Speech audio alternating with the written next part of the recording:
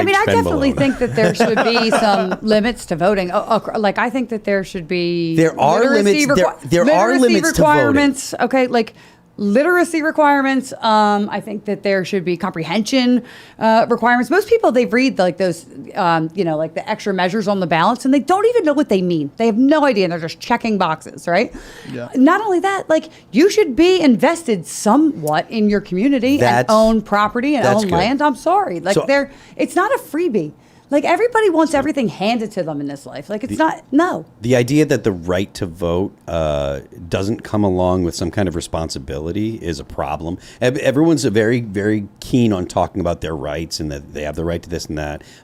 Rights come with responsibilities. They're attached. They're part of the right. You have responsibilities that are literally ingrained in having the right. So if you have the right to own property, that means that you are responsible for that property. You don't have the right to take something else from someone else. You have the responsibility to get along with your community and stuff like that, because you're free people have the responsibility to behave in a responsible manner, in a way that works with their community and stuff like that. But people are taking it too far. Like they're taking the right 100%. To own property as like the right to own it, to work to own it, as the right to have property.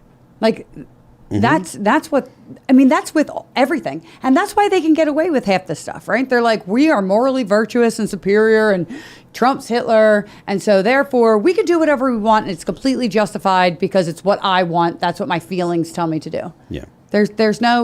We've lost. Yeah, I don't see.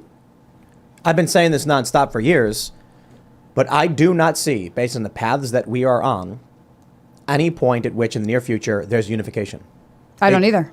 And I feel like the more this stuff happens, the more it becomes clear to other people what is happening.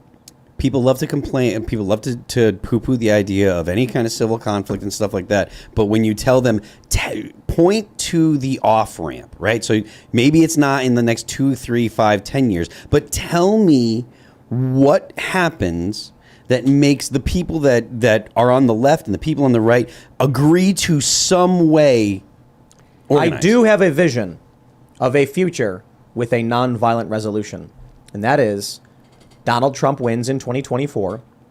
He then immediately brings some better people into DOJ, a good AG.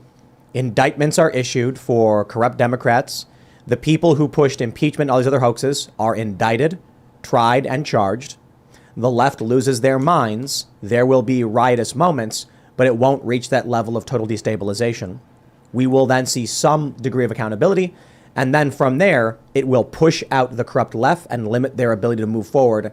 That, along with people having kids, homeschooling them, getting away from cities, is going to start paving a future out where the left becomes marginalized. I think right now the divide is just too great for that. I mean, I used to be like that Arthur Brooks conservative heart, like Republican, like, oh, we just need to be nice to them and, show our empathy and get that way. And I am not that way now. If you are on the side that is weaponizing our justice system and thinks it's okay, and you are on the side that are sexualizing my children, you are my enemy. Yeah. Like literally my enemy. I'm protecting my kids. You're my enemy. I agree, but what I'm saying is if Trump wins in 2024 and immediately gets an AG who starts the indictment process, I think that will marginalize the left.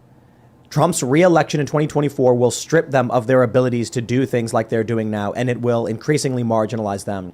Yeah. Their propensity for sterilizing their kids and aborting their own children, combined with conservatives having kids and homeschooling them, will mean that the left will slowly be pushed out, will get smaller. As time goes on, imagine it like this. You got the left and the right. The left will get smaller as the right gets bigger, and then eventually they'll just cease to exist, and the future will just become more populist, pro-America. It starts with Donald Trump getting reelected in 2024.